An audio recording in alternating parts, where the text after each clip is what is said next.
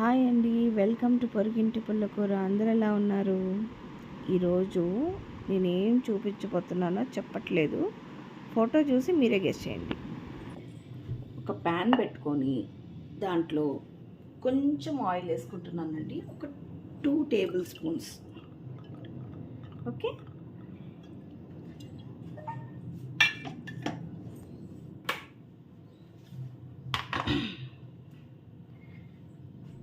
కొంచెం నెయ్యి. ఆయిల్ వేడెక్కిందండి. ఇప్పుడు మనం ఇందులో బిర్యానీ కావాల్సిన సామాన్లు అనమాట. అంటే ఒక 2 యాలక్కాయలు, ఒక చిన్న దాల్చిన చెక్క, 2 మరాఠీ మొగ్గ, కొంచెం బిర్యానీ పువ్వు అంటారు దీన్ని, స్టోన్ ఫ్లవర్ అని కూడా అంటారు. ఇది ఒక అనాస పువ్వు. ఇవన్నీ కొంచెం మనం ఫ్రై చేసుకుందాం ఆయిల్లో.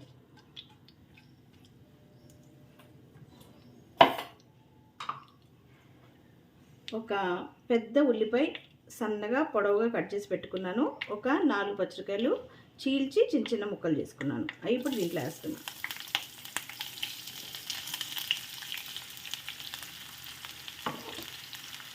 నేను ఏం చేయబోతున్నానో చెప్పలేదు కదా మీకు. నాకు బాగా ఆకలేస్తుంది. ఇన్స్టెంట్గా ఏదైనా స్పైసీగా బిర్యానీ లాగా నాకు ఏదైనా తినాలనిపించింది.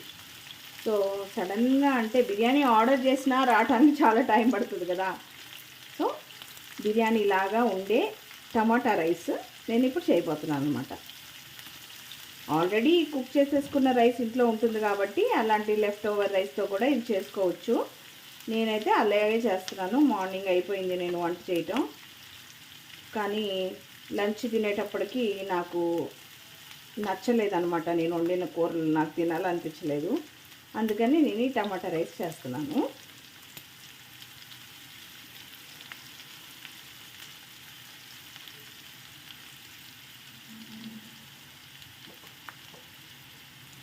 ఉల్లిపాయలు కొంచెం బ్రౌనిష్గా వేగే వరకు ఉంచుదాం. తర్వాత కొంచెం అల్లం వెల్లిపాయ పేస్ట్ దీంట్లో వేసుకుందాం.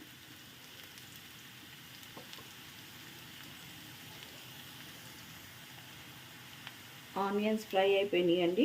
ఇప్పుడు మనం కొంచెం అల్లం వెల్లిపాయ పేస్ట్, చాలా అంటే చాలా తక్కువగా, ఎందుకంటే కొంచెమే అన్నం ఉంది. ఎక్కువ అల్లం వెల్లిపాయ పేస్ట్ వేస్తే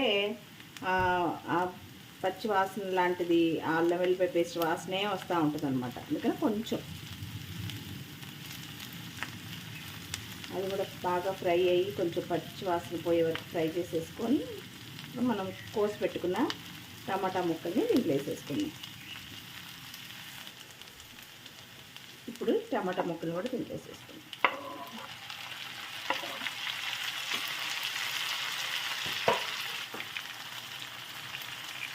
టమాటాలు కూడా బాగా ఫ్రై అయ్యి స్మాష్ అయిపోయినట్టుగా స్మూత్గా అయిపోయే వరకు ఉంచుకోవాలన్నమాట. అప్పుడే ఆ టమాటా రైస్ టేస్టీగా ఉంటుంది, లేకపోతే టమాటా వాసనే వస్తున్నట్టు ఉంటుంది. ఇందులో ఇప్పుడు మనం కొంచెం పుదీనా కట్ చేసి వేసుకున్నామండి. ఎందుకంటే పుదీనా ఆకులు కొంచెం పెద్దగా అనిపించినాయి. అవి అయితే వేసుకుంటే కొంచెం అడ్డొస్తున్నట్టుగా అట్లా ఉంటాయి. సో నేను సన్నగా తరిగేసేసాను అనమాట. చిన్న ఆకులు అయితే డైరెక్ట్గా వేసేసుకోవచ్చు, ఏం ప్రాబ్లం లేదు.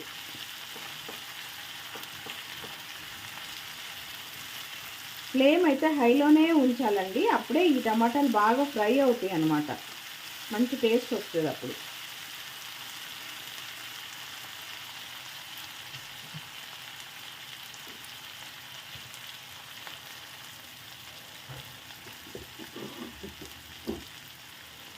ఇప్పుడు ఇందులో మనము ఎంత అన్నం వేయాలనుకుంటున్నామో ఆ అన్నాన్ని మనసులో పెట్టుకొని ఉప్పు వేసుకుందాం. కొంచెం తక్కువైనా పర్లేదు, మళ్ళీ వేసుకోవచ్చు. ఉజ్జాయింపుగా వేసుకోండి, ఎక్కువైపోతే మళ్ళీ తగ్గించలేము కాబట్టి.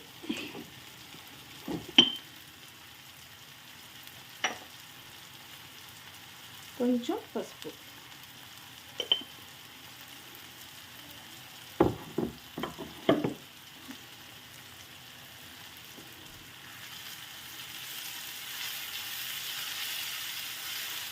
బాగా సాఫ్ట్గా అయిపోయిందండి. చూసారు కదా, స్కిన్ కూడా సెపరేట్ అయిపోయింది. టమాటాల నుంచి. ఇప్పుడు నేను నా లాస్ట్ వీడియోలో చెప్పాను కదా, నేను రొయ్యలు రెడీ టు కుక్గా బాయిల్ చేసి పెట్టుకున్నాను అని.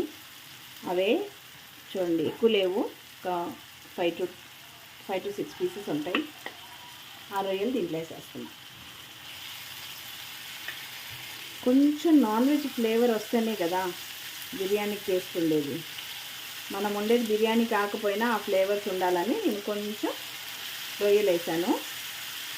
రొయ్యలు లేకుండా కూడా బాగుంటుంది, అసలు ఏం సైడ్ డిష్లు ఏం లేకపోయినా కూడా చాలా సూపర్గా ఉంటుంది.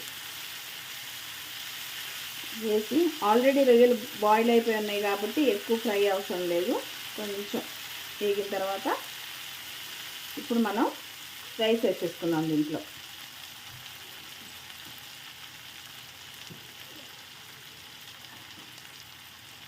స్టవ్ సిమ్లో పెట్టామండి, ఎందుకంటే హై ఫ్లేమ్ అయితే కొంచెం సెగదగులుతుందని తగ్గించాను.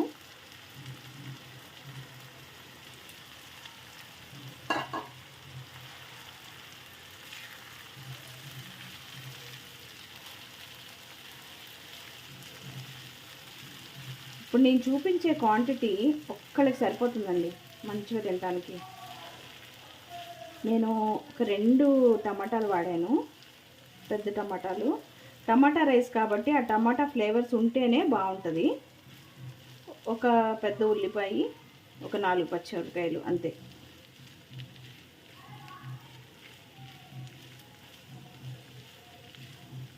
స్పైసీగా ఏం ఉండదు, ఎందుకంటే మనం కారం వేయం. కారం వేస్తే ఎలా ఉంటుందంటే టమాటా కూరలో అన్నం కలుపుకొని తిన్నట్టు ఉంటుంది.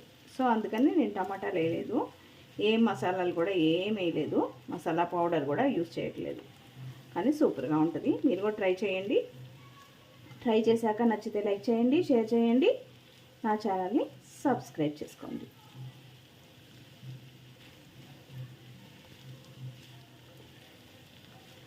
ఇన్స్టెంట్గా తినాలి, బోరుగా ఉంది, రెగ్యులర్గా ఏం తింటాంలే అన్నం పప్పు కూర అనుకునే వాళ్ళకి ఇట్లా చేసుకొని తినచ్చు.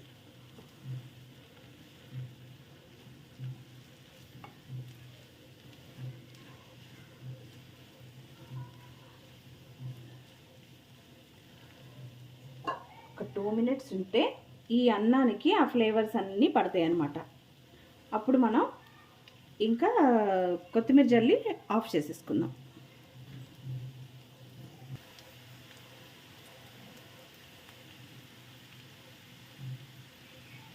అంతే అండి, వెరీ వెరీ సింపుల్ టమాటా రైస్ రెడీ.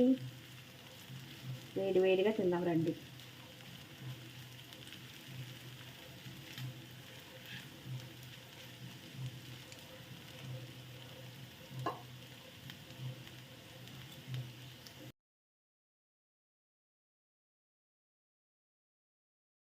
తిందాం. అన్నం ఎప్పుడు చేత్తో తినాలంట. ఉప్మా ఓ వెరీ హాట్.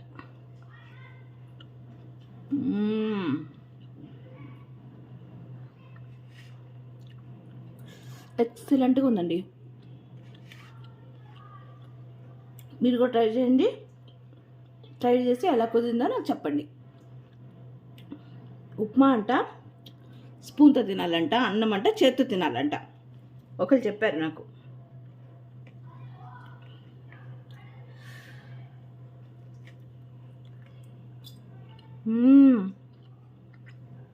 సూపర్గా ఉందండి.